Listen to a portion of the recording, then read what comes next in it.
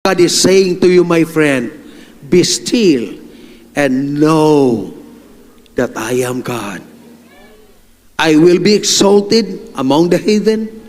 I will be exalted in the earth.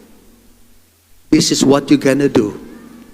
But you need to prepare yourself and say, Lord, today, in this church anniversary, my intention in coming here today is to celebrate your goodness.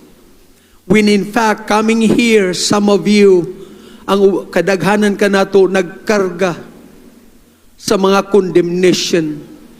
Ang uban, nagahusgar ka ninyo, nga muragwa nagyoy mo'y paglaom. Ang uban, magaingon nga makasalaanan ragyod kayo ka.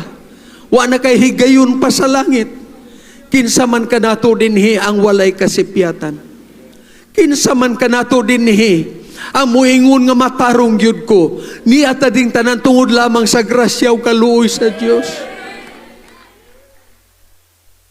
Pero ang Dios nakakita nga karon nagasinati ka sa season nga naa ka sa malisod nga kahimtang. Pero nag-ingon ang Dios, I am preparing a place for you. A place of reconciliation. A place of hope.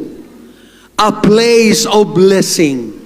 And if you are here today, and if you will just open up yourself to the Lord, the Shekinah glory of God will come down. Are you ready?